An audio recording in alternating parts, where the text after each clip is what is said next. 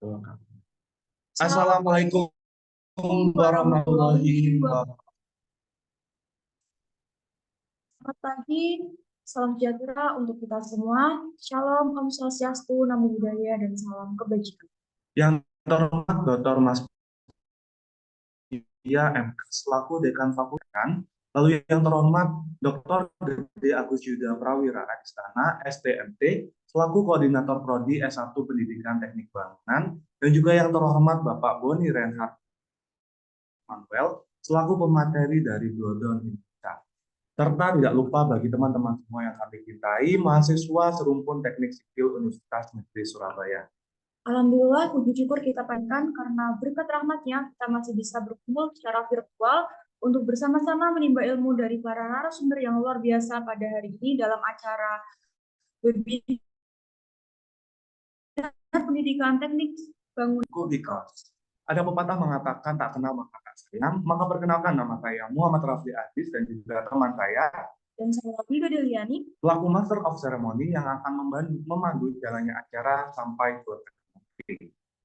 Bapak, Ibu, dan teman-teman yang saya hormati, saya selaku pembawa acara, izinkan saya untuk memaparkan susunan acara pada pagi hari ini. Yang pertama adalah pembukaan, Lalu dilanjutkan dengan menyanyikan lagu Indonesia Raya dan juga Mars Unesa. yang ketiga adalah sambutan-sambutan, Lalu yang keempat penyampaian materi. yang kelima adalah tanya jawab dan diskusi. Dan yang terakhir adalah penutup. Memasuki acara pertama yaitu pembukaan, marilah kita buka acara pada pagi hari ini dengan bacaan basmalah bersama-sama. Bismillahirrahmanirrahim. Semoga acara pada pagi hari ini dapat menjadi berkah bagi kita semua. Memasuki acara selanjutnya yaitu menyanyikan lagu Indonesia Raya dan juga dilanjutkan dengan Mars Unta. Kepada panitia yang bertugas dipersilakan.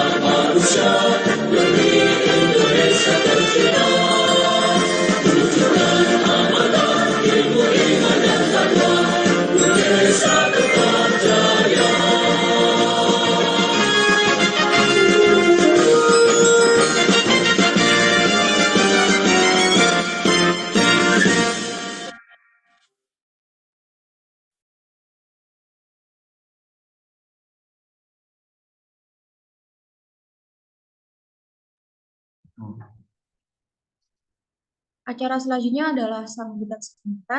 Sambutan yang pertama akan disampaikan oleh Bapak Wahyu Dwi Mulyono, SPD MPD. Kepada Pak Wahyu, kami persilakan. Ya, terima kasih banyak pembawa acara. Ya. Assalamualaikum warahmatullahi wabarakatuh. Waalaikumsalam warahmatullahi wabarakatuh. Ya, kepada yang terhormat Dekan Fakultas Teknik Universitas Negeri Surabaya, kepada yang terhormat Wakil Dekan Fakultas Teknik Universitas Negeri Surabaya, kepada yang terhormat Bapak Korprodi Pendidikan Teknik Bangunan, dan kepada Bapak Korprodi S1 Teknik Sipil, serta Bapak Ibu dosen di Rumpun Teknik Sipil, kepada yang terhormat Bapak narasumber, Bapak Boni Richard Immanuel, kepada seluruh panitia dan hadirin semuanya yang kami banggakan. Syukur alhamdulillah kita haturkan kepada Allah Subhanahu wa taala karena dengan rahmat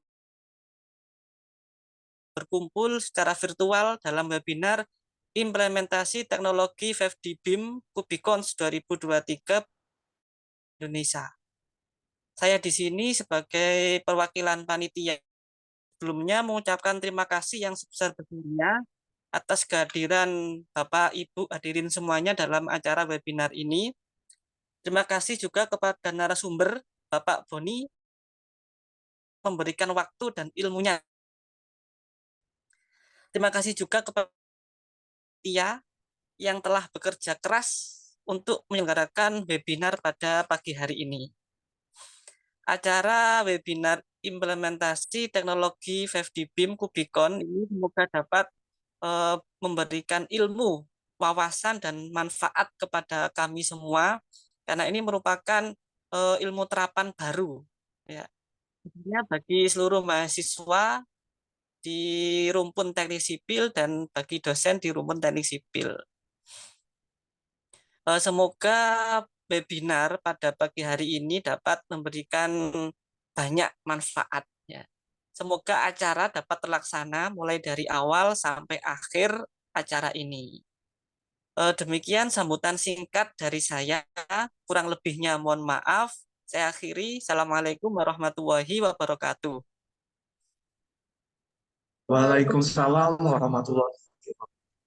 Terima kasih atas sambutannya yang sangat luar biasa dari Bapak Wahyu. Selanjutnya memasuki acara inti, yaitu pemaparan materi. Tapi sebelum menyampaikan materi, kami izin mengundang moderator kita pada pagi hari ini yang sangat luar biasa, yaitu kepada Ibu Meti Wulandari SPD.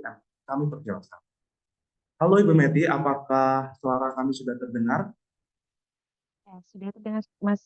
Untuk suara saya sudah cukup jelas atau tidak ya? Baik, gimana nih kabarnya Bu Meti? Apakah semangat dan juga ini? Kelihatannya sangat bersemangat ya.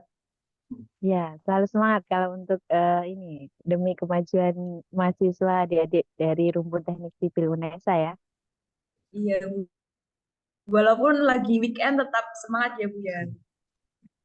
Ya Ya udah, dong, Bu harus nyempetin Meti waktu udah nih. semangat, teman-teman peserta juga udah semangat kelihatannya, dan juga para panitia juga sudah siap. Maka kami akan langsung memulai acara selanjutnya, yaitu acara inti. Kepada Ibu Meti Wulandari, kami persilahkan. Oke, terima kasih kepada Mas Rafli dan Mbak MC. Nah, Assalamualaikum warahmatullahi wabarakatuh. Selamat pagi dan salam sejahtera bagi kita semua. Sebelumnya yang kami hormati Dekan Fakultas Teknik UNESA Ibu Dr. Masbiah Mkes, yang kami hormati Koordinator Program Studi S1 Pendidikan Teknik Bangunan Bapak Dr. Gede Agus Yuda, yang kami hormati juga Bapak Boni Reinhard Immanuel selaku narasumber hari ini, serta Bapak Ibu dosen dan seluruh peserta yang sudah hadir pada acara hari ini. Puji syukur, alhamdulillah pada hari ini kita dapat berkumpul pada acara kuliah tamu dalam keadaan sehat walafiat. Sebelumnya izinkan saya memperkenalkan diri, saya Meti Wulandari bertugas sebagai moderator dalam acara kuliah tamu hari ini. Kebetulan untuk hari ini kuliah tamunya mengusung tema implementasi teknologi 5D BIM Kubikos. Saya selaku moderator terlebih dahulu akan menjelaskan ketentuan sesi kuliah tamu hari ini. Yang pertama yaitu akan saya baca pembacaan CV dari narasumber, kemudian pemaparan narasumber selama kurang lebih 45 menit. Kemudian nanti akan dilanjutkan sesi tanya jawab. Jadi disilahkan kepada adik-adik untuk mempersiapkan pertanyaan kira-kira apa nih yang bikin adik-adik penasaran gitu ya. Kemudian selanjutnya akan ada diskusi, akan ditutup dengan kesimpulan yang akan saya bawakan selaku moderator. Sebelumnya, sebelum masuk ke acara pemaparan materi, izinkan saya membacakan CV narasumber kita hari ini ya adik-adik. Jadi kita pengen mengenal lebih jauh nih, siapa sih Pak Boni ini gitu. Nah, di sini untuk nama lengkapnya Pak Boni Reinhard Immanuel. Beliau merupakan lulusan dari Mahachung University dengan program sarjana International Business Management. Kemudian sekarang sedang menempuh Master of Business Administration dengan jurusan Business Leadership di SBM ITB. Nah, untuk dari pengalaman beliau di sini bisa dia lihat juga kalau beliau ini merupakan seorang advisor juga di Kementerian Pekerjaan Umum dan Perumahan Rakyat Indonesia. Kemudian beliau juga menjabat sebagai Assistant Director of Business Development Glodon Kubikos Indonesia.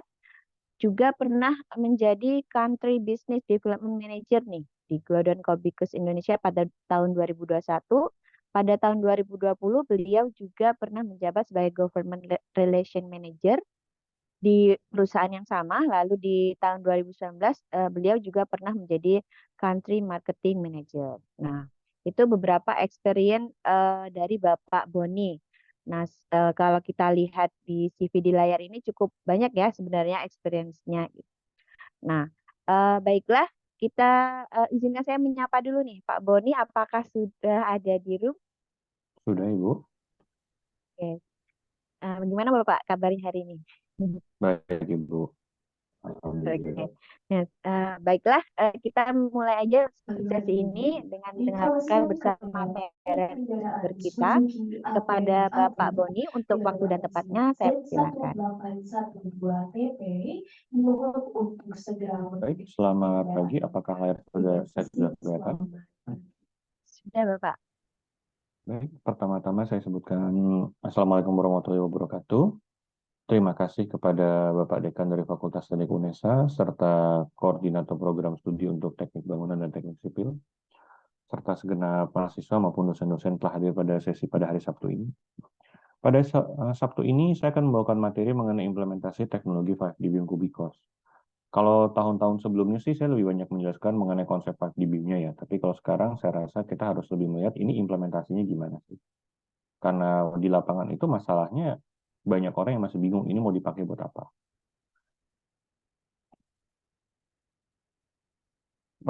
Secara singkat mengenai perusahaan Glodon dulu. Jadi kalau misalnya Glodon ini, kalau misalnya rekan-rekan mahasiswa atau dosen pernah dengar mengenai Autodesk, Glodon ini seperti Autodesk lah.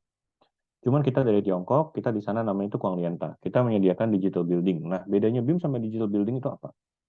Kalau BIM itu sebetulnya kita melihat lebih kepada satu bangunannya misalnya, atau kalau misalnya kita bangun jalan, satu panjang jalan itu. Namun kalau digital building itu bisa lebih luas, misalnya sampai ke tata kota, penataan pendesainan kota, sampai ke manajemen kota itu sendiri. Glodon itu sebetulnya pernah memasukkan banyak teknologi ke Indonesia, antara lain selain BIM Kubikos yang akan saya presentasikan, kita pernah memperkenalkan seperti Project Management Simulation, kemudian kita pernah masukkan CIM. CIM ini adalah City Information Modeling. Namun kita melihat memang penerapan di Indonesia itu masih lebih fokus ke BIM. Kenapa? Karena ada legal framework-nya ada. Jadi dari peraturan pemerintah juga ada.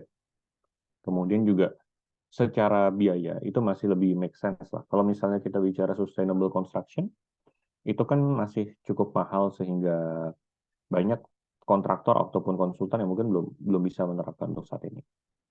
Meskipun sudah mulai mengarah ke sana dan legal framework-nya udah ada. Kalau City Information Modeling kita melihat itu masih konsep yang terlalu luas untuk di Indonesia. Kalau kita bicara Smart City di Indonesia itu sebetulnya masih banyak yang berupa potongan-potongan. Jadi kayak antara dia ngedesainnya smart atau dia kemudian membangunnya smart, tapi manajemennya gimana? Atau nanti ketika dia ngomong manajemennya mungkin cuma satu bagian aja. Jadi memang jarang yang udah keseluruhan. Kenapa kemudian kita perlu melakukan sosialisasi kepada rekan-rekan mahasiswa seperti mahasiswa UNESA pada pagi hari ini? Karena sebetulnya BIM itu kan inovasi. Jadi BIM itu bukan satu hal yang benar-benar baru banget sebetulnya. Jadi sebenarnya ada sebuah metode inovasi dari metode yang sudah ada. Nah, bedanya inovasi dengan temuan teknologi itu apa sih? Kalau inovasi itu kita melihat ada satu nilai value dari penemuan tadi. Contohnya seperti ini. Saya menemukan bahwa limbah plastik itu bisa jadi badan mobil misalnya. Tapi ternyata ketika dihitung-hitung, kalau saya mau recycle plastik buat jadi bodi mobil, itu biayanya lebih mahal dibandingin ongkos produksi saat ini. Sehingga itu tidak inovatif, karena nggak ada value-nya kan. Nah, BIM itu memberikan value, karena itulah kita bilang inovasi. Nah, inovasi ini sendiri penting peran dari universitas. Kenapa? Karena sebetulnya kalau kita melihat negara mau maju itu perlu 3 ini. Dari pemerintah itu memberikan arahan, dari industri kemudian juga dia memberikan gambaran kepada dia memberikan gambaran juga pada universitas bahwa mereka itu perlu demand untuk orang-orang tertentu, sehingga kampus itu nanti bisa mencetak lulusan yang bisa langsung masuk ke industri sesuai dengan kebutuhan di industri dan juga sesuai dengan guidance yang diberikan oleh pemerintah. Nah, implementasi teknologi BIM di Indonesia itu sering kepentoknya di sini sebetulnya. Jadi kalau misalnya kita bicara BIM, dari pemerintah itu sudah ada arahan. Dari pemerintah itu sudah ada arahan dari tahun 2018 dikasih arahan. Tapi kemudian ada gap. Jadi pemerintah itu kan ngasih arahan melalui satu badan namanya Bina Konstruksi. Nah, Bina Konstruksi udah mengundang rekan-rekan dari industri, diundang buat ikut sosialisasi misalnya. Itu nanti kadang mereka nggak datang dari industrinya. Mereka nggak datang, kemudian ketika kewajibannya sudah muncul, mereka panik. Mereka bilang mereka nggak pernah tahu ini apa. Gitu. Padahal ketika diundang nggak datang-datang. Kenapa sikap seperti ini ada? Karena dari industri, mereka itu berpikirnya konstruksi itu masalah ikut-ikutan lelang harga paling rendah. Ini nanti akan saya bahas mengenai kasusnya penerapan Glodon di Rusun. Karena mereka berpikiran seperti ini, mereka itu jarang mau mendengar sosialisasi ada perkembangan apa sih yang ada di industri konstruksi. Mereka lebih tertarik untuk langsung berhubungan dengan orang-orang yang megang proyek. Ini yang kemudian menjadi satu masalah antara industri sama pemerintahnya. Kemudian dari universitas sendiri, arahan sudah ada, universitas mau mengembangkan, tapi kalau kemudian lulusannya nggak bisa diserap juga, tentu saja akan, waduh, gitu. Rekan-rekan mahasiswa di sini pasti kalau misalnya nanti ngambil sertifikasi untuk pendamping ijazah, pasti pengen sertifikasi yang bisa membantu lebih gampang keterima kerja, dan kalau keterima kerja pasti kalau bisa gajinya lebih tinggi, itu kan tujuannya. Nah, inilah yang sekarang masih menjadi agak ada gap lah di antara industri sama pemerintah dan universitas. Kalau kita bicara BIM, BIM itu adalah satu teknologi baru. Namun sebetulnya yang mau dibenerin itu adalah cara kita berbagi data, cara kita berkomunikasi, workflow-nya itu mau dibikin lebih gampang. Harapannya kita makin efektif dan hidup kita lebih gampang. Contoh miripnya itu sebetulnya ada di komunikasi. Kalau di komunikasi dulu itu kita kalau mau komunikasi itu satu arah. Ada wartel, ada pager, gitu. Kemudian kalau saya mau hubungin orang di luar negeri itu mesti pakai kode dulu, baru masuk kode negara, gitu kan. Kemudian ini mulai berubah ketika ada HP, di mana hubungan bisa mulai dua arah. Ketika kemudian muncul lagi nih, berubah lagi, ada BlackBerry, di mana hubungan itu bisa menjadi lebih dua arah dan lebih murah. BlackBerry itu banyak orang pakai itu bukan karena ngetren sebenarnya, tapi karena lebih murah. Karena mereka abonemen per bulan, kemudian mereka udah dapat free BBM. Jadi bisa jauh lebih murah dibandingkan SMS. Nah, kemudian dia mulai digantikan sama WhatsApp. Kenapa? Karena WhatsApp bisa nelpon, bisa WhatsAppan gratis, menjadi lebih murah, lebih gampang komunikasi. Manusia itu akan mengarah selalu ke sana kok. Kita pengen kita bisa hidup lebih gampang dan lebih murah. Arahannya akan selalu ke sana. Dan BIM itu sebetulnya konsepnya seperti itu. Kalau kita melihat ya, tujuannya BIM ini kan bukan cuma sekedar penerapan aja, tapi bagaimana dampak ke belakang. BIM itu bisa kita kaitkan dengan kalau kita bilang Sustainable Development Goals ya. Antara lain adalah untuk membuat proses kita melakukan konstruksi itu menjadi lebih baik. Waste kita bisa kita kurangi. Nah, kalau misalnya kemudian kita punya proyek konstruksi berjalan dengan baik, berarti perekonomian kita bisa bertumbuh dengan lebih cepat. Salah satu contoh untuk pembangunan kalau misalnya pakai BIM ya, kita kan BIM itu cukup menyeluruh. Kita berharap proyek konstruksi kita bisa lebih cepat supaya nggak terjadi hal-hal seperti ada beberapa bandara baru di Indonesia, itu dibangun, bandaranya jadi, jalannya belum. Nah, itu kan akibatnya apa yang terjadi? Orang nggak mau ke bandara, itu orang jalannya nggak ada. Nah, hal-hal seperti ini bisa kita kurangi. Kemudian, karena kalau misalnya hal-hal seperti yang terjadi, pembangunan ekonomi yang kita harapkan jadi terhambat juga. Lalu tentu saja berikutnya adalah kita mau bikin komunitas dan kota-kota yang lebih sustainable. Kenapa? Karena kalau misalnya ada konstruksi juga lebih ramah lingkungan, arahnya lebih ke sana nanti.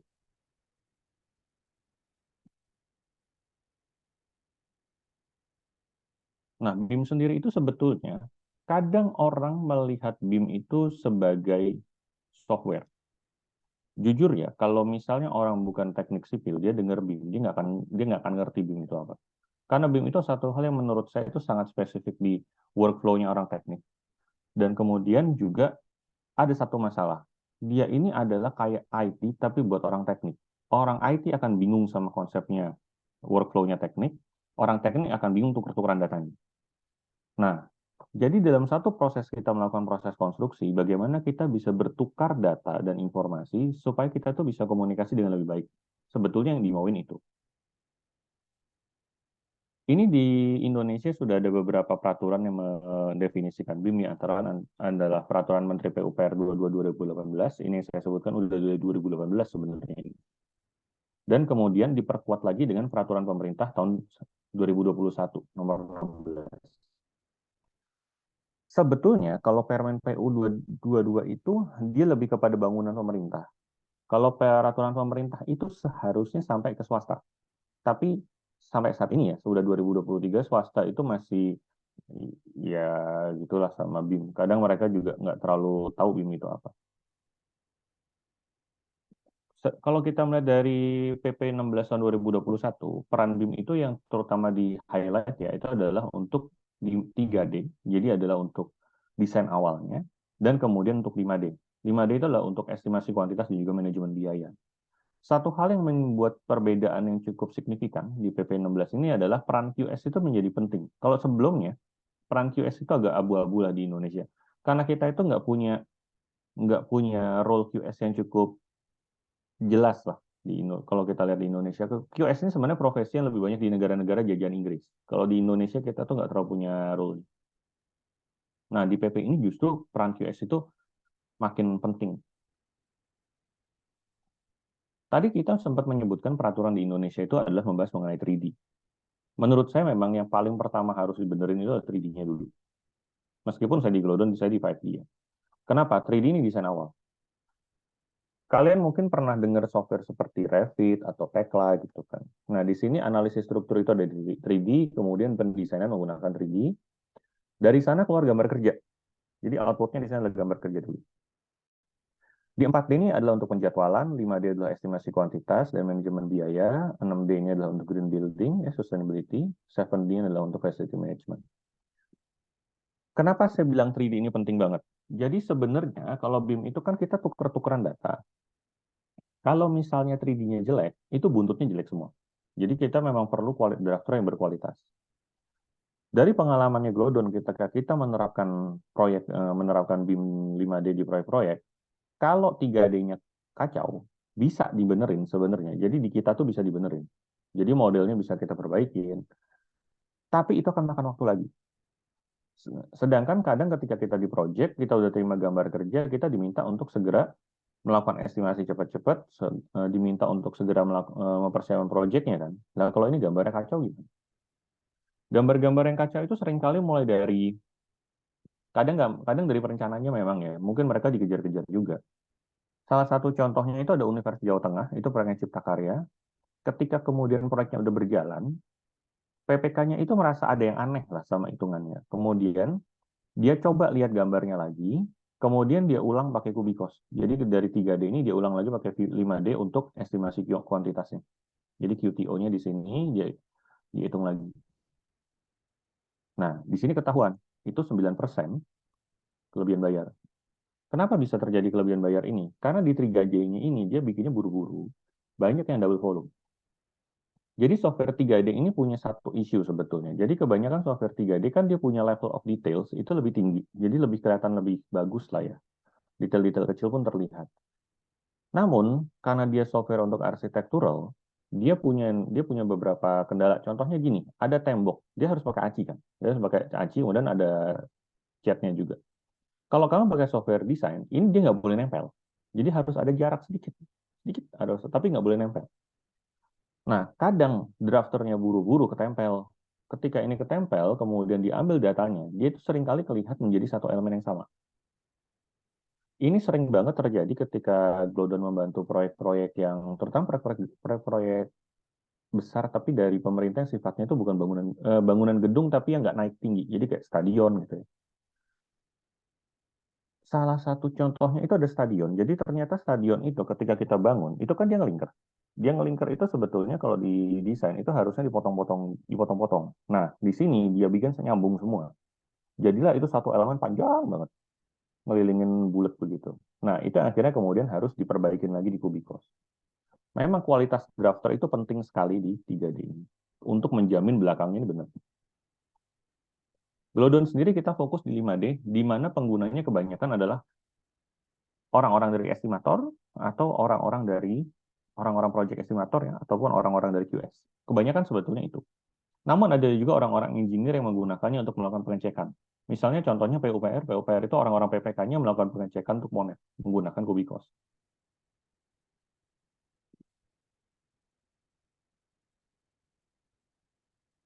Ini ada satu penelitian lah ya dari LN LLC. Kemudian di sini saya itu melihat ada beberapa isu yang dia highlight dan menurut saya dan ini cocok banget dengan apa yang dialami di Indonesia. Tadi sempat dilihat di CV saya kan meng-advise untuk Kementerian PU, yang saya advise itu biasanya rusun. Dan rusun itu kemudian punya masalah-masalah ini semua. Jadi pertama, di rusun itu mereka punya gambar kerja, sebelum dibimkan itu banyak elemen-elemennya nggak muncul. Contohnya begini, misalnya di kamar mandi itu kan harusnya ada waterproofing. Kadang waterproofingnya nggak ada. Atau kadang ada kolom yang harusnya di mana, ternyata di mana. Gitu. Ketika di project, ini kan harus diubah. Nah, karena ini diubah, apa yang terjadi? Proyeknya kan terganggu. Proyeknya terganggu, biayanya meningkat dong. Biaya meningkat, terus pekerja-pekerja yang harusnya ngerjain kerjaan yang lain, dia harus balik lagi benerin yang dia udah salah bikin. Sehingga produktivitasnya turun. Produktivitas turun, apa yang terjadi? Proyeknya makin lama. Proyeknya makin lama, biaya tetap jalan. Sehingga apa akibatnya? Si pemilik tadi akhirnya ngerasa ini proyek dia yang harusnya selesai mungkin Oktober, bisa-bisa selesai Januari tahun depan.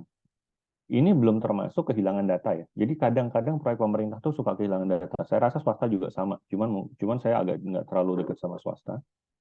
Contohnya ketika kita mau handover nih, kita ada proyek misalnya kita bangun bangunan buat pemerintah kantor gubernur misalnya. Kemudian dia udah bikin, ada surat tanahnya nggak keselip. Nah ini apa yang terjadi? Surat tanah keselip kedengeran kayak simple kan. Tapi karena dia nggak punya kopinya, suratnya hilang, dia nggak bisa handoverin. Akhirnya proyeknya menjadi mangkrak. Nah, kemudian untuk Kubiko sendiri, kita itu di Indonesia ada 4 software. Jadi ada TAS, ada TRB, ada TME, dan juga ada TBQ. TAS ini adalah lebih untuk arsitektur struktur, TRB adalah lebih untuk pembesian, TME adalah untuk mechanical electrical, dan TBQ adalah untuk rancangan anggaran biaya. Nah, ini ada satu hal yang cukup unik ya. Di Indonesia itu kebanyakan pengguna Kubikos adalah kontraktor. Kita itu kliennya sekarang hampir 300, di mana setengahnya kontraktor. Dan kontraktor di Indonesia itu pakai dua ini. Kalau di Malaysia, di mana pengguna kita kebanyakan adalah konsultan, mereka justru cuma menggunakan yang ini. Kenapa? Karena di arsitektur TAS ini, di arsitektur struktur, dia itu bisa menghitung pembesian, tapi pakai rasio. Konsultan di Singapura dan Malaysia, mereka itu nggak menghitung besi detail. Jadi mereka itu ngitung pakai rasio aja. Nah, kalau di Indonesia, karena kontraktor pengen hitungnya lebih detail, dia ngitung sampai pembesian secara detail.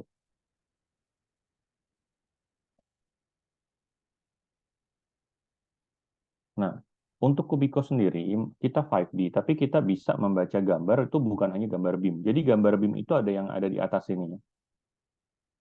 Gambar BIM itu bisa berupa gambar dari Revit, itu bisa langsung masuk ke Kubicos, bisa juga menggunakan AFC, format standar untuk BIM. Nah, enakan mana sebenarnya? Kalau misalnya dapat gambarnya dari Revit, bentuknya formatnya RVT, itu lebih enak. Karena dia bisa kebaca 99% elemennya bisa kebaca.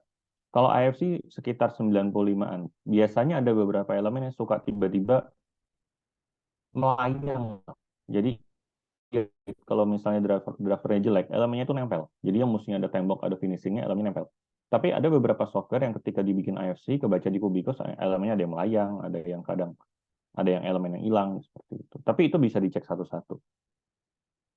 Namun pada prakteknya, seorang kontraktor dapat gambar kerja kan nggak selamanya dalam bentuk BIM. Kita kan sebetulnya masih fase awal untuk penerapan BIM di Indonesia. Gambar kita bisa baca gambar dari CAD maupun dari PDF ataupun JPEG. Enaknya di mana? Sebenarnya kalau menggunakan gambar PDF hitam putih hasil scan, mirip-mirip cara manual lah. Jadi kemudian kita akan menarik garis. Kalau di cara manual kan kita pakai stabilo ya, kita garis ini kertas. Nah kalau di sini kita tarik garisnya di komputer aja. Nah, kalau menggunakan gambar CAD, itu bisa auto-identify, ya auto-identification. Nah, auto-identification ini seperti apa? Contohnya di dalam satu project. Di sana ada kolom 20. Nah, jenisnya ada 3.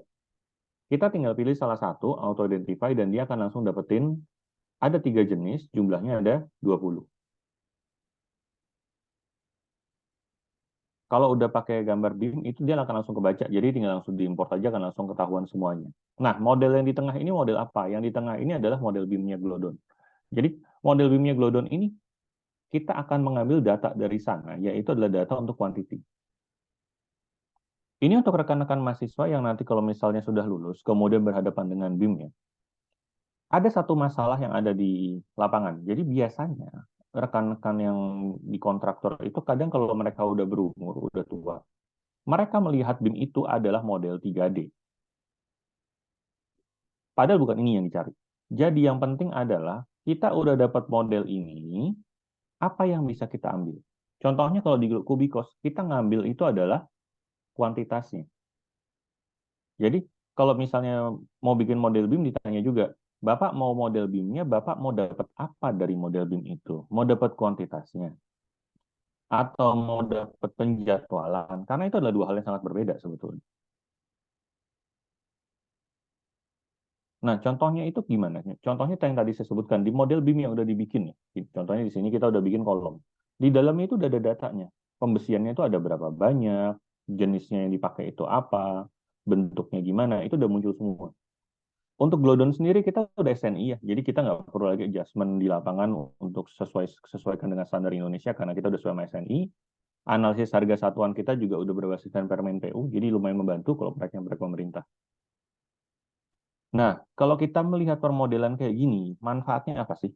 Saya ada satu case. Jadi waktu itu dari PU Gianyar, Pemda Gianyar itu bangun pasar. Nah, kontraktornya itu juga pakai Kubicos ini. Ownernya juga pakai. Mereka ketika klarifikasi, mereka itu udah nggak lagi buka-buka kertas yang banyak, mereka klarifikasi langsung menggunakan BIM dipresentasikan. Hasilnya, klarifikasi mereka itu bisa dipotong waktunya menjadi setengah. Kalau misalnya dulunya perlu waktu seminggu, sekarang cuma 2-3 hari udah selesai, karena udah kelihatan. Yang berasa banget itu, jadi di pasar Gianyar itu ada slab yang diganti. Jadi yang mereka minta awalnya apa, kemudian mereka ubah. Saya lupa diubahnya itu diubahnya jadi apa dari apa. Tapi mereka ubah jenisnya. Dan ketika klarifikasi, dari ownernya sempat lupa kalau dia minta terjadi perubahan ini. Nah, ditunjukkan permodelan awal dan kemudian permodelan setelah perubahan, mereka clear. Karena udah kebayang, oh iya, memang perubahannya seperti ini. Outputnya itu adalah berupa rebar schedule dan juga rebar summary. Rebar schedule-nya seperti potongan-potongannya udah kelihatan semua ya. Butuh potongannya berapa banyak, tekukannya seperti apa. Untuk summary-nya kita menggunakan satuannya adalah kilogram. Dan itu kita bisa lihat untuk kolom di lantai 1, kolom di lantai 2, kolom di lower ground itu seperti butuhnya berapa banyak, itu kan udah kelihatan semua. Nah, sekarang kita ke untuk arsitektur struktur. Kalau arsitektur struktur itu sebetulnya yang dilihat adalah meter persegi dan meter kubik. tentu saja. Dan di dalamnya itu ada yang di sini tadi saya bilang ya, kalau pembesian itu kita ada rasio di sini. Dan kita bukan cuma sekedar melihat finishing ataupun struktur yang kelihatan aja. Misalnya formwork yang mau kita pakai, itu juga ada. Nah, kalau misalnya ada pertanyaan yang sering ditanyakan begini, Pak, proyek saya itu pakai precast. Nah, itu gimana? Di arsitektur struktur, di TAS itu bisa dibikin modulnya. Jadi kita bisa bikin modul custom precast, dan kemudian nanti tinggal ditempel aja di permodelannya. Yang bisa di-cover apa aja sih? Yang bisa di-cover adalah antara lain habis tembok, kemudian nanti akan ada acian, ada cat, itu bisa dipasang. Nah, kadang kita catnya pengen atasnya warnanya putih, bawahnya warnanya kuning gitu ya. Nah, itu juga bisa dipasang cuma setengah seperti itu. Nanti kita akan dapat hitungannya totalnya berapa.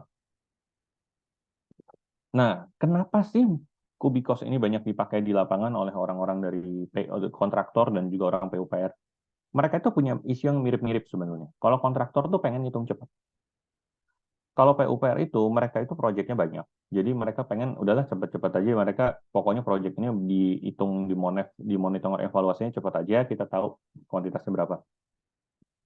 Kalau di Kubikos, itu langsung ditempel. Jadi nanti kamu tinggal masukin Excel-nya aja, masukin Excel-nya ke sana, kemudian udah kelihatan kan finishing-nya, misalnya catnya pakai Dulux, kemudian nanti aciannya pakai apa, ini pakai apa. Udah tinggal diklik aja, nanti satu kamar udah ketutup semua sama dia, udah dapat langsung hitungannya. Butuh cat Dulux warna ini, total sekian meter persegi, kemudian cat Dulux warna ini, total sekian meter persegi, keramiknya total sekian meter persegi, itu udah keluar semua.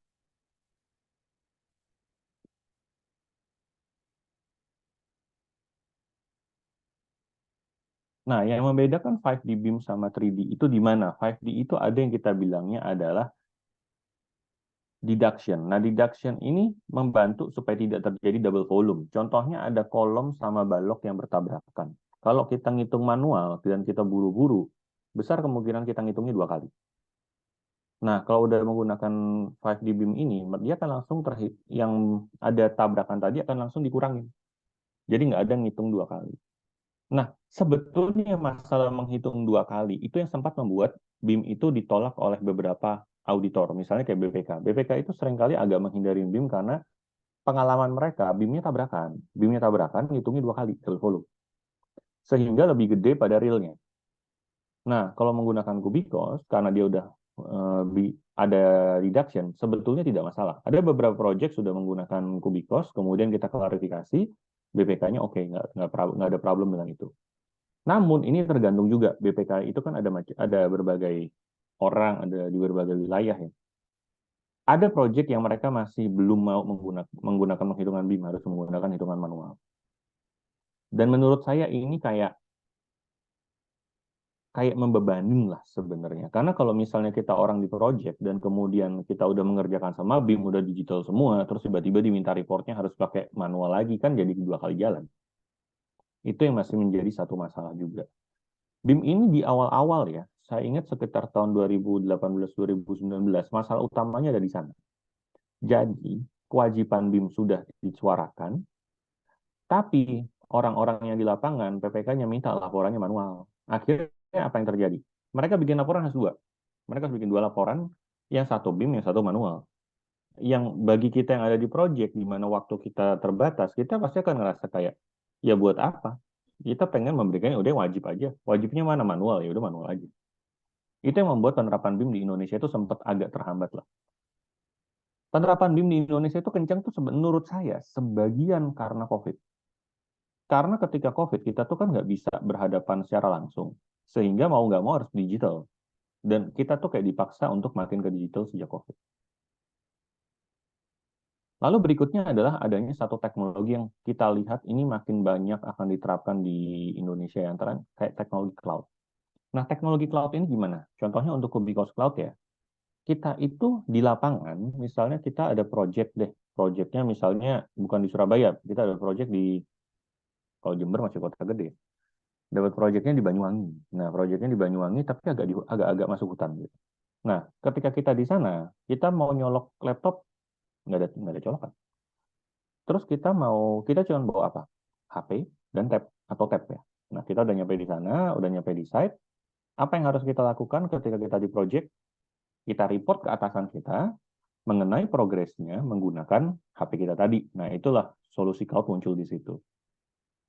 Dia nggak bisa buka software secara penuh, tapi dia bisa view model. Dan ini biasanya dipakai untuk monitor.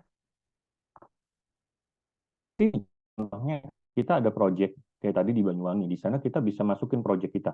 Model BIM-nya kita masukin di sini, gambar kerjanya masukin, dokumen-dokumen tender dimasukin, submission untuk lelangnya udah kita masukin, material masuknya udah bisa dimasukin juga, dokumen-dokumen kontrak, foto-foto progres, kemudian revisi yang terjadi, gitu kan, kita bisa masukin, dan construction log-nya masukin.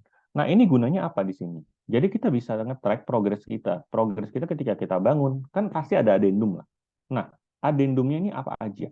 Dan efeknya berapa banyak ke quantity kita, itu bisa kelihatan di sini. Kenapa software cloud ini sekarang makin dilihat? Karena praktikal sebetulnya. Contohnya di sini, saya mau melakukan proyeknya UNESA. Nah, kemudian Ibu Meiti itu sebagai owner dari UNESA, sedangkan saya di project. Ibu Meiti pasti tidak akan mau, saya itu bisa melihat semua kerjaan rekan-rekan yang lain. Kemudian saya cuma bisa melihat apa yang saya submit aja. Ini salah satu contohnya ya, ada satu proyek stadion di sini. Kita bisa melihat permodelan secara keseluruhan dan juga quantity yang sudah dibikin. Di sini kita bisa melihat quantity summary-nya, kolom-kolomnya, kemudian nanti ketika kita ke lapangan tadi kita mau monitoring, kita sadar, ini proyeknya bukannya warnanya kuning ya harusnya. Kok di sini warnanya hijau gitu. Kemudian kita bisa langsung kasih komen. Nah, di komen ini selain dia ngasih tanda di gambarnya, kita tuh juga bisa ngambil foto. Jadi ketika kita ke lapangan pakai HP kita foto, dia akan langsung nge-tag ke tanda yang kita tandain. Jadi orang yang di pusat tahu, loh ini yang di sebelah barat kok finishingnya beda. Ini kontraktornya kenapa ini? Gitu. Dia bisa langsung hubungin kontraktornya. Ini kenapa kemudian finishingnya ada perbedaan. Jadi menghindarin terjadinya masalah-masalah finishing yang terjadi. Kenapa ini berguna? Jadi ada beberapa proyek, saya itu sempat nanya proyek-proyek untuk kayak di rusun ya. Di rusun tuh kadang terjadi miskom antara yang bakal nerima sama orang yang ada di balai. Jadi ketika mau diterima, mereka itu misalnya mereka bilang, oh saya tuh pengen nggak pakai furniture. Ada yang mereka nggak mau pakai furniture. Nah, ketika kemudian progresnya berjalan, karena yang di balai nggak dapat info ini, ya dia masukkan dari furniture kan. Nanti sama ownernya misalnya Ponpes ya, furniture dikeluarin semua sama dia. Ditaruh aja di luar begitu. Karena dia nggak mau pakai. Nah, supaya menghindari hal-hal seperti ini terjadi, kita bisa menggunakan Kubicos Cloud untuk menginfokan masalahnya di mana. Contoh-contoh yang sering terjadi itu finishing sebetulnya. Finishing. Kalau perubahan-perubahan kayak perubahan struktural gitu kelihatan lah, kelihatan dari awal. Tapi kalau finishing itu seringkali jadi masalah. Kayak warna yang berbeda atau mungkin dia pakai fasadnya beda sama yang diminta, itu seringkali terjadi. Nah, penerapan 5D BIM Kubico sendiri di Indonesia itu seperti apa? Kita pernah melakukan penelitian, waktu itu ada salah satu mahasiswa IPB, dia bisa melihat penghematan tenaga kerja itu 6,33%, meningkatkan efisiensi volume pekerjaan beton 7 dan juga 10%, serta untuk efisiensi pekerjaan besi tulangan itu sekitar 6%. Ini proyeknya ini kalau nggak salah pasar, apa rumah sakit saya agak lupa. Nah, kalau misalnya ada mahasiswa UNESA kemudian mau melakukan penelitian menggunakan BIM, itu nanti bisa kita pinjemin software secara gratis, dan kemudian juga kita akan berikan pelatihan. Cuma nanti kalau misalnya lagi membuat tugas akhir, selalu komunikasi dengan timnya Glodon ya. Karena kadang-kadang kita ketika ngerjain satu software baru itu kan belum benar-benar mahir. Kadang ada beberapa yang kita miss. Nanti hasilnya nggak sesuai sama yang harusnya kita terapkan di lapangan. Ini adalah contoh yang kita lakukan. Jadi sekarang proyek-proyek di rusun. Proyek-proyek di rusun ini saya akan share sedikit. Dulu kan menggunakan sistem lelang. Nah, sistem lelang ini ada satu masalah sebetulnya. Jadi masalahnya adalah kita kalau lelang, yang kita menangin adalah orang yang ngebid paling rendah. Masalahnya, kalau orang ngebidnya udah di bawah 70%, itu kan dia nggak mungkin selesai. Tapi menurut regulasi lelang, dia harus dimenangin. Disinilah yang jadi masalah. Karena akhirnya banyak yang dimenangin itu adalah yang sebetulnya kita juga tahu dia nggak bakal selesai. Nah, kita merubah sistem lelangnya. Jadi sistem lelang untuk rusun sekarang mulai mengarah ke namanya e-katalog, di mana Yang dilihat itu bukan satu bangunan utuhnya aja, tapi per elemennya itu gimana dia bikin penghitungannya. Jadi kuantitinya udah jelas, mereka cuma bisa ngebit dari harganya aja. Dan harganya pun diharapkan ada alasan yang kuat. Misalnya contoh nih, saya mau bangun rusun buat UNESA. Nah, ternyata kemudian ketika saya ngebit, harga saya itu lebih murah di lampu.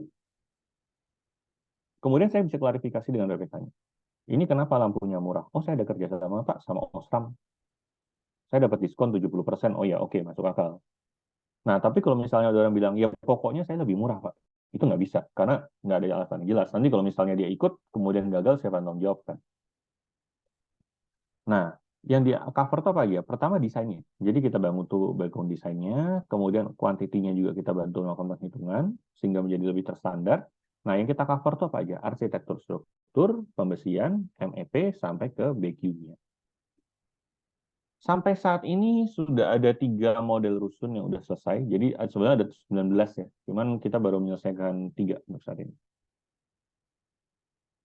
Kemudian untuk sertifikasi BIM sendiri, Glodon itu mengeluarkan sertifikasi BIM dikeluarkan oleh Glodon Asia. Jadi standarnya sama ya di Indonesia, Malaysia, Singapura untuk Glodon. Itu ada beberapa jenis. Ini contohnya adalah untuk basic. Mahasiswa itu biasanya basic. Biasanya yang diminta untuk rekan-rekan kalau mau ikut ke tender itu biasanya adalah sertifikasi basic untuk user Kubikos ini. Contohnya yang baru aja itu adalah dari Tunas Jaya Sanur, mereka tuh cari lumayan banyak, tapi harus sertifikasi Kubikos. Yang diminta oleh PU itu biasanya adalah sertifikasi basic, atau kalau proyeknya gede, mereka kadang-kadang minta sertifikasi intermediate. Nah, sertifikasi intermediate ini apa? Kalau di Glodon kita itu naik sertifikasi itu perlu kayak udah pernah ngerjain project. Jadi dia harus ngasih contoh gambar kerja sama permodelan yang udah dibikin, dan kita akan lihat apakah mereka melakukannya dengan baik dan benar. Kalau mereka sudah bisa mengerjakan dengan baik dan benar, mereka bisa naik level. Nah, inilah yang membuat mahasiswa tuh biasanya di level basic aja, jadi sampai pelatihan dasar. Kalau untuk masuk ke intermediate kan harus ada pengalaman, agak susah ya kalau masih kuliah. Kemudian kita juga dengan kampus-kampus sebetulnya kita udah banyak melakukan sertifikasi ya. Antara lain di Jawa ini sebenarnya hampir semua udah, kecuali untuk kawasan Banten, Jakarta, dan juga untuk di Yogyakarta. Di Jawa Timur tuh kita ada Polinema. Kemudian di Jawa Tengah kita ada Poltek PU. Di Jawa Barat ini ada Poltek Astra. Kita ada banyak kerjasama juga untuk sertifikasi, tapi kita nggak bikin authorized training center. Jadi kayak cuman pelatihan-pelatihan aja dengan kampus, tapi yang melatih tetap Glodon. Kalau authorized training center kan yang melatih dosen. Nah, kalau authorized training center itu pihak luar juga bisa join. Misalnya nih ada mahasiswa BINUS, dia mau dapat sertifikasi BIM, mereka itu pernah ke Poltek Astra. Kalau dengan kampus-kampus yang lain, yang mereka pelatihannya lebih kepada sertifikasi mahasiswa, itu warnanya kuning di sini. Kayak di Yogyakarta itu ada UNY. Jadi yang melatih itu tetap dari Glodonia. Kemudian dengan Unsri di Palembang. Kalau kemudian menerapkan di kelas, tapi justru belum menerapkan sertifikasi, itu ada di warna biru muda ini. Di sini ini seingat saya USU, ini Universitas Islam Riau, di sini ini Bung Hatta. Ini Polnep, ini Lambung Mangkurat, di sini ada Unhas, dan di sini ada Samratulangi.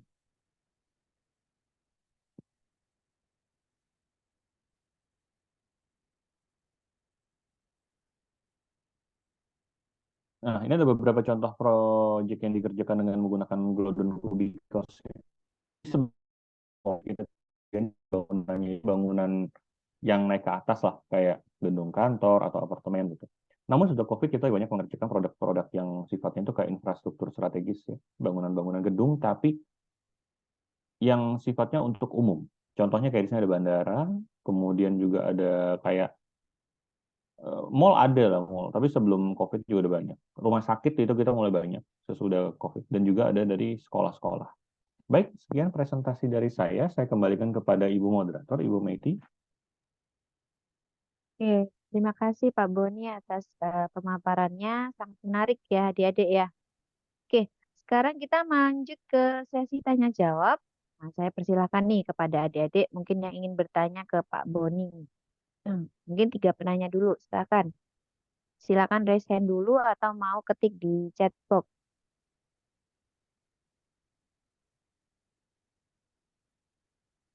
kami kasih kesempatan untuk adik-adik, mumpung ada ahlinya nih, ada Boni di sini, silakan bertanya kalau ada yang mau ditanyakan.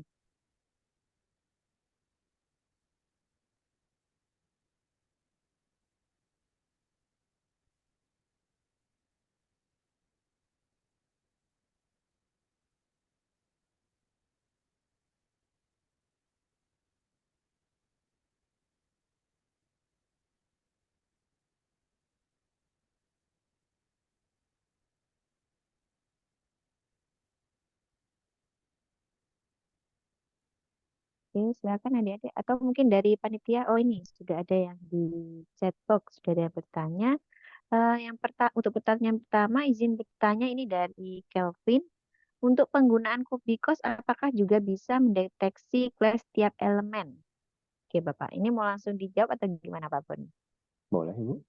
Oke, silakan Pak Boni.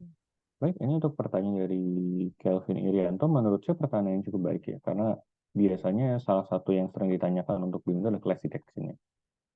Sebetulnya kalau 5D itu jarang-jarang ada class detection. Namun kalau di Kubico sekarang kita ada class detection itu dari MEP ke arsitektur struktur. Karena ternyata ada satu isu yang muncul. Jadi kalau misalnya MEP itu kan kita masang pipa-pipa itu harus masuk tembok seringkali. Nah, sekarang kita udah ada class detection, jadi nanti biasanya ketika kita bangun model arsitektur strukturnya, baru masuk ke MEP. Nah, di MEP itu nanti kita import gambar arsitektur strukturnya dulu, baru kita masukin gambar MEP. Bisa. Sekarang udah bisa. Itu kayaknya baru tahun ini justru di Glodon bisa. Baik, saya kembalikan lagi kepada Ibu Maiti. Oke, jadi bisa ya, Mas, untuk Mas Kelvin ya, eh, untuk mendeteksi kelas tiap elemennya. Oke, selanjutnya silakan. Mungkin ada pertanyaan lagi dari adik-adik. Silakan yang mau bertanya.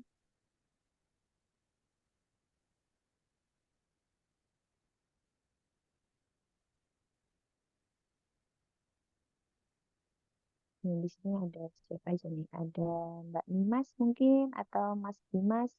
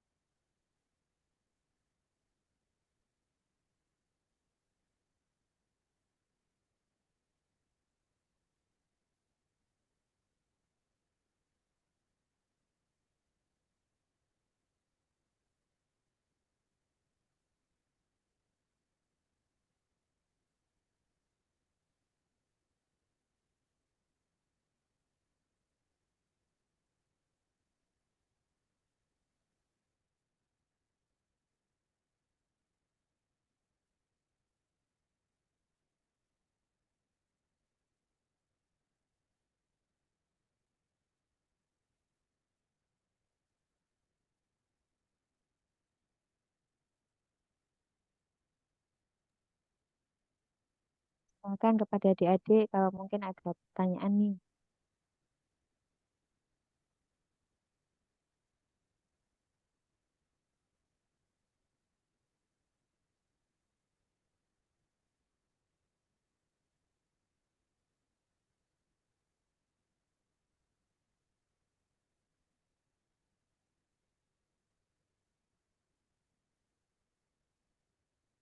Oh ya Pak, mungkin saya yang mau tanya nih. Mau tanya ke Bu nih, karena mungkin adik-adik belum ada yang bertanya. Kalau misalnya eh, ada nggak Pak kendala sulit mungkin dalam penerapannya di lapangan, misalnya jika jaringan internetnya di mana di lokasi proyek itu eh, sulit gitu, Pak. Apakah ada solusi atau bagaimana, Pak Boni? Baik, untuk software Glodon sendiri, sebetulnya kita Ya, punya, ini masalah yang udah cukup lama dan kita solusinya ada di gini. Jadi kita punya license itu ada dua macam, Bu. Jadi ada license yang pakai cloud. Jadi itu biasanya kalau login itu email dan password. Nah, berikutnya ada license-nya, itu namanya certificate license-nya. Jadi kalau certificate license ini kita bind di komputer. Nah, kalau di bind di komputer, nggak pakai internet bisa. Kalau pakai certificate license, pakai cloud, itu baru perlu internet. Berarti sudah meskipun tanpa jaringan internet masih bisa diakses gitu ya Pak ya? Masih bisa. Sudah ada code-nya ya berarti di situ. Oke. Sebetulnya bukan cloud, Oke. dia nyimpen di komputer. Iya di komputernya. Oke. Eh, eh, Oke adik-adik, gimana nih? Yang lain mau bertanya? Atau sudah cukup nih pemaparan dari Pak Boni?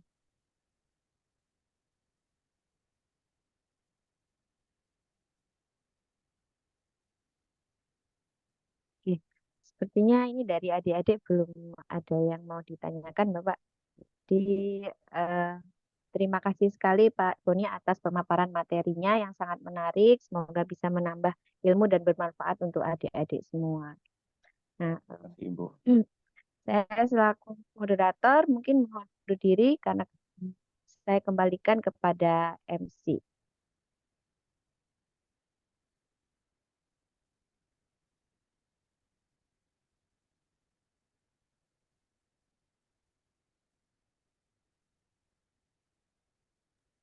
Baik, terima kasih atas pemaparan materi dari Bapak Boni. Semoga ilmu kita yang kita dapat pada pagi hari ini dapat bermanfaat dan diterapkan di dunia perkuliahan. Dan juga tidak lupa kita ucapkan terima kasih kepada Ibu Medi Wulandari selaku moderator yang telah mengawal jalannya diskusi dari awal hingga akhir. Oke teman-teman, sebelum kita menutup acara, kami akan mempersilahkan teman-teman semua untuk mengisi presensi yang telah kami kirimkan di kolom komentar sebagai acuan kami untuk membuat sertifikat. Baik, alhamdulillah tidak terasa kita telah sampai pada penghujung acara. Terima kasih kepada semua pihak yang telah mensukseskan acara kita pada pagi hari ini. Saya Winda Deliani dan rekan saya Muhammad Rafli Aziz. kami mohon maaf apabila ada salah kata atau kata-kata yang kurang berkenan di hati Bapak, Ibu, dan teman-teman semuanya. Akhir kata, wassalamualaikum warahmatullahi wabarakatuh. Waalaikumsalam warahmatullahi Baik, wabarakatuh. untuk teman-teman dan juga para hadirin, kami mohon untuk stay dulu sebentar di Zoom karena kita mau dokumentasi. Oke, semuanya bisa on cam ya teman-teman dan juga berpose untuk dokumentasi.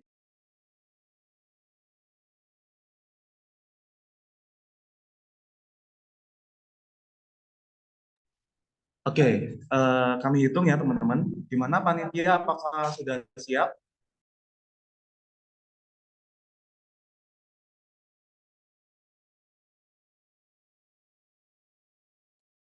Oke, 1, 2, 3.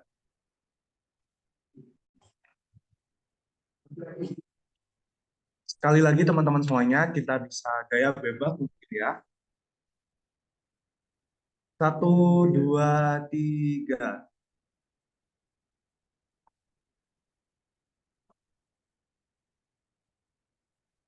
Oke, terima kasih sekali lagi kami ucapkan kepada para hadirin. Semoga hari ini apa yang kita terima dapat bermanfaat. Sampai ketemu di kegiatan dari S1 Pendidikan Teknik Bangunan lainnya. Sampai jumpa. Sampai jumpa. Terima kasih semuanya. Terima kasih banyak Pak Boni. Sama-sama Bapak Wahyu. Saya izin ya.